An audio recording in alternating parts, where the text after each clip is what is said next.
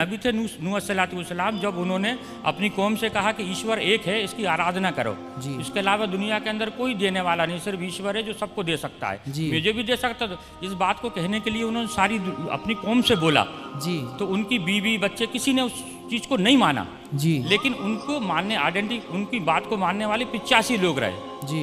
तो फिर उन्होंने ईश्वर से ये कहा कि अल्लाह, ये सारी कौम तो सुनती नहीं है जी। तो फिर अल्लाह की तरफ से एक मैसेज आया कि नूह अपने लोगों से कहो जल्दी ही इस कौम को मैं नस्ते नाबूद कर दूंगा, पानी से डुबा दूंगा, अच्छा डुबा दूंगा। तो फिर उन्होंने कहा अल्लाह ताला जो वो भी डूब जाएंगे जिनने भी मेरी बात को माना है।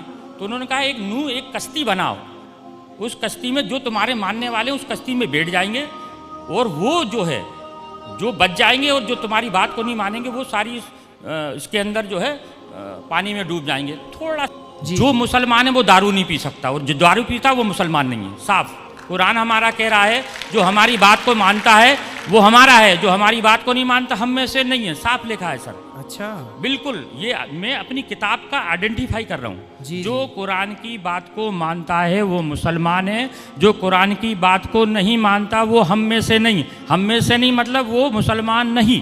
अच्छा जी।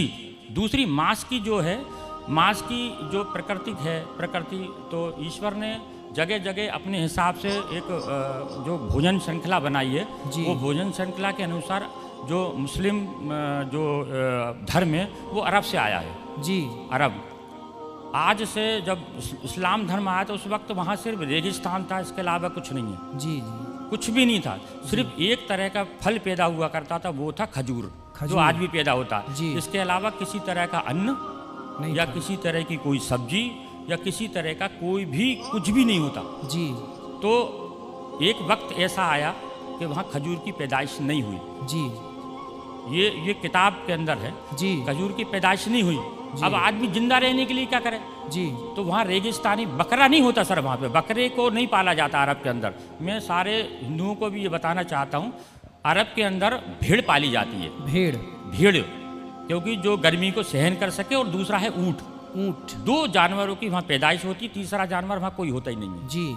अगर होता है तो कुछ ऐसी जगह होंगे विशेष जहाँ पे जंगल होंगे या कुछ होगा, लेकिन ज़्यादातर राजस्थानी जो जानवर दो हैं जी जी। तो गुरुजी जो मुसलमानों का एक तो ये तो आहार श्रृंखला में आ गया, मजबूरी में जिंदा रहने के लिए क्या खाएं। हाँ हाँ, पहली चीज़। दूसरी चीज़ ये है जो बकरे वाली बात आई, उसकी मैं थोड़ी सी आपको चर्चा करके बता देता हूँ। हमारे धर्म के अंदर एक नबी आए थे, इब्राहिम अस्सलातुवस्सलाम जी। और इब्राहिम अस्सलातुवस्सलाम काबा जो हमारा बना है सर, उन्हीं के टाइम का है। काबा के अंदर 365 मूर्तियों की पूजा हुआ करती थी इब्राहिम अस्सलातुवस्सलाम के वक्त के अंदर। मूर्ति की पूजा होती। कौन सी मूर्तियों की? वो बहुत सारी मूर्ति, हर अपने देवता को मानते थे उसमें। अच्छा हाँ। तो एक वक्त का किस्सा था कि जब सारे लोग ईद की नमाज पढ़ने जाया करते थे। ये हदीस की बात बता रहा हूँ, अगर कोई है तो ये बिल्कुल मैं कोई अपने मन से नहीं बता रहा हूँ। मैं मुसलमान सर, किताब पढ़ के मुसलमान बना हूँ जी। मैं सुनाया मुसलमान नहीं हूँ। मैंने धर्म को पहले पढ़ा है, फिर उसके ऊपर लागू करा है, अमल किया है, अमल करा। मैंने किसी से मुल्ला ना मौलवी से मैंने किसी से ज्ञान की प्राप्ति नहीं करी, मैंने किताबों का ज्ञान पढ़ा है। बिल्कुल ऐसे ही होना चाहिए। और मुसलमानों को भी अपने धर्म ग्रंथों को खूब इनकी तरफ पढ़ना चाहिए गहराई से। मतलब मैंने जो पढ़ा फिर उस पर अमल करा, उन चीज़ों पे अमल करने की कोशिश करी जी जी जी। तो फिर क्या हुआ, इब्राहिम अस्सलातुवस्सलाम ने कि उनकी औलाद में थी इस्माइल अस्सलातुवस्सलाम जी। तो जब एक ईश्वर ने एक मैसेज दिया, 60 साल की उम्र के अंदर उनको कोई औलाद पैदा नहीं हुई जी जी। औलाद पैदा नहीं हुई, तो जब उनकी पत्नी ने कहा कि उस वक्त जो नबी के बेटे ही नबी बना करते थे जी जी। तो उन्होंने कहा 60 साल की उम्र हो गई अपनी, आज जो है तुम मर जाओगे तो तुम्हारी बात की चीज़ों को कौन आगे बढ़ाएगा, तुम्हारी कौम को कौन चलाएगा जी जी। तब अल्लाह ताला ने उनको एक औलाद अता फरमाई। अच्छा। उस वक्त शैतान ने उनसे ये कहा कि अल्लाह ताला ये तुम्हारा नबी है, अगर तुम इसको औलाद दे दोगे उसके प्यार में तुम्हें मानना भूल जाएगा ये। अच्छा। शैतान ने ये कुरान के अंदर शैतान को बार बार बताया गया है। शैतान, ये शैतान कौन है? शैतान एक वो है जो सबसे ज्यादा ईश्वर की पूजा करता है। वो ईश्वर को मानता है लेकिन ईश्वर को किसी को मानने नहीं देता वो। अच्छा, वो खुद मानता है, खुद मानता है, दूसरों को नहीं मानने देता वो। अच्छा, उसी का नाम शैतान है। जी, वो जी, बहुत लंबा किस्सा है, वो आप अगर कभी मौका मिले जी, तो जी, जी, जी, फिर? आप गुरुजी मेरा आपसे निवेदन है, आप जिस दिन कुरान के हिंदी वर्जन को पढ़ लेंगे हाँ, तो मुसलमानों के बारे में मान्यता ही आपकी बदल जाएगी।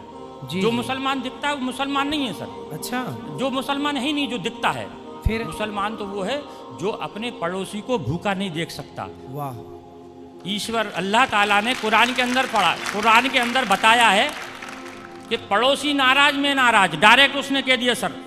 कुरान की एक आयत में है कि तेरा पड़ोसी नाराज में नाराज।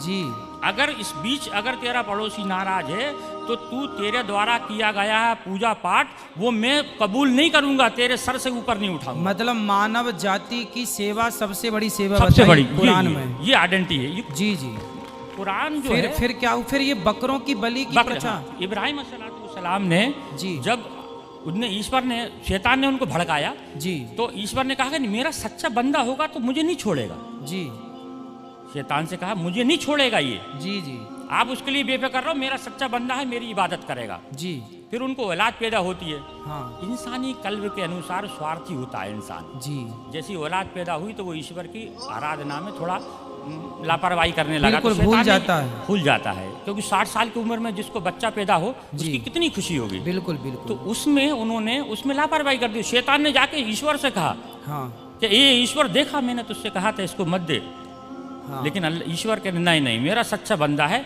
वो आज है, आज कल आ जाएगा वापस, जी, दुनिया नहीं आएगा, तो उनके देख आएगा वापस। तो ईश्वर ने आप इब्राहिम अलैहिस्सलाम को ख्वाब में जो है एक बशारत दी कि ए इब्राहिम कुर्बानी, कहा कुर्बानी हाँ, शब्द कहे तो इब्राहिम अलैहिस्सलाम ने उस वक्त के हिसाब से 100 ऊँटों को जुबा कर दिया, कुर्बान कर दिया। 100 ऊँटों को 100 ऊँटों को कुर्बान कर दिया, क्योंकि अल्लाह की तरफ से ये बात थी कुर्बानी।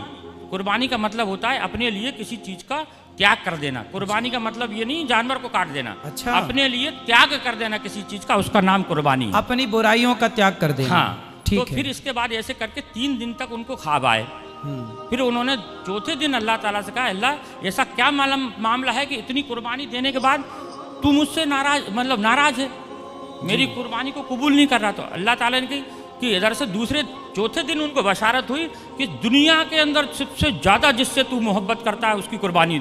अच्छा, तो अब उन्होंने फिर अपनी पत्नी से कहा कि अल्लाह की तरफ से ऐसा आया है कि कुर्बानी मांग रहे हैं। फिर अल्लाह ताला ने उसकी बीवी ने समझाया, आपकी बीवी ने समझाया कि आप सबसे ज़्यादा किससे मोहब्बत करते हैं। तो कहने लगे कि मैं अपने बच्चे से मोहब्बत करता हूँ। तो उन्होंने कहा कि आप इसी की कुर्बानी मांग रहे हैं।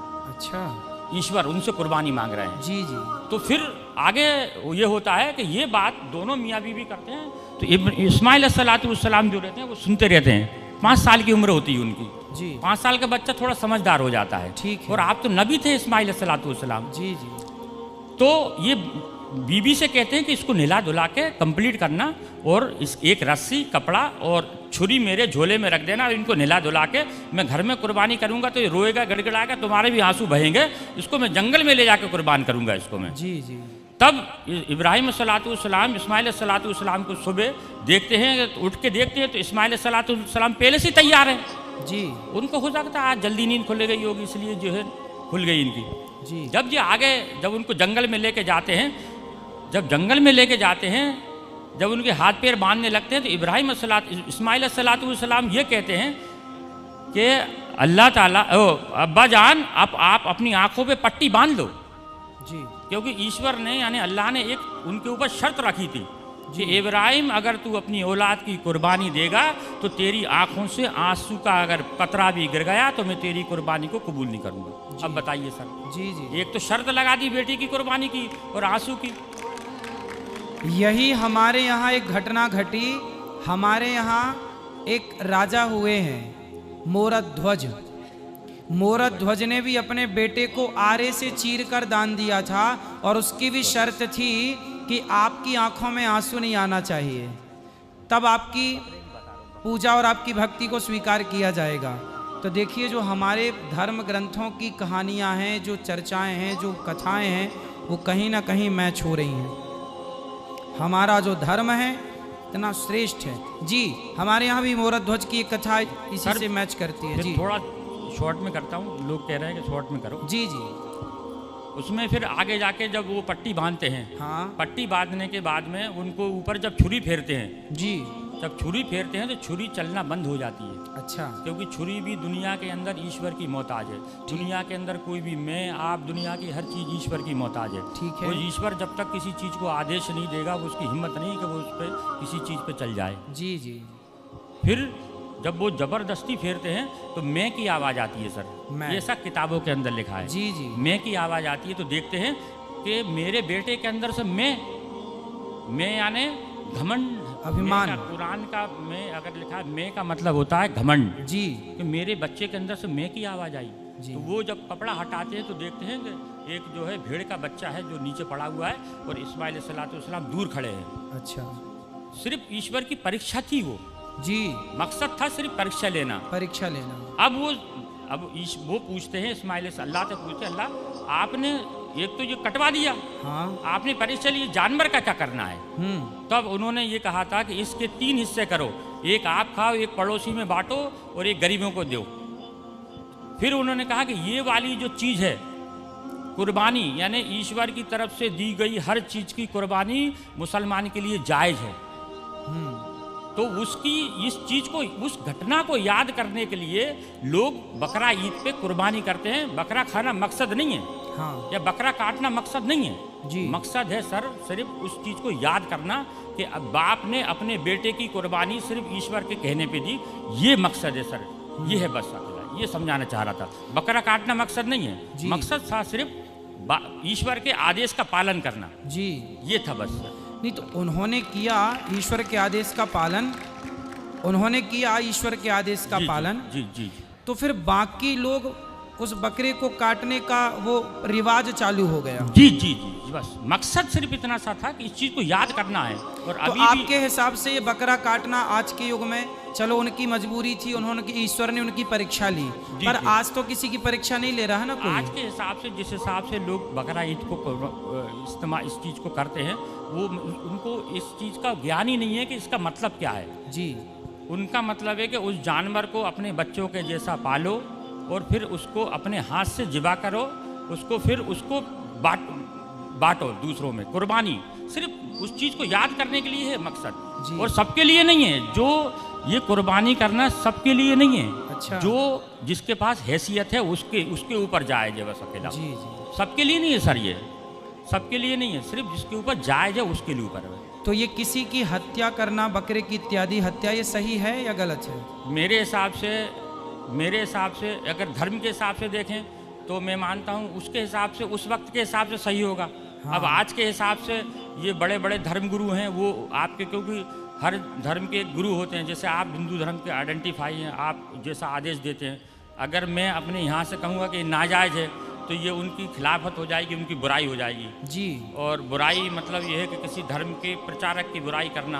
हो सकता मैं अपने अंदर से कह सकता हूँ मेरे लिए बुरा है, लेकिन मैं धर्म के मामले में नहीं कह सकता कि ये धर्म के जो बड़े हैं उनके खिलाफ मैं अपना आदेश दूँ कि नहीं ये बुरा है। जी जी। मैं अपने, क्योंकि मेरे घर में मेरे हिसाब से हम लोग मांस का बहुत कम उपयोग करते हैं। शादी ब्याह में जाते हैं, घर में इस्तेमाल नहीं करते सर हम। जी जी। शादी में हमारे यहाँ नॉनवेज नहीं बनता सर हम लोग, क्योंकि मैं ऐसे परिवार से बिलोंग करता हूँ जहाँ संबंध दूसरे लोगों से ज़्यादा है सर। चलिए, भगवान आपको सुखी रखें। जी। आपसे बात करके अच्छा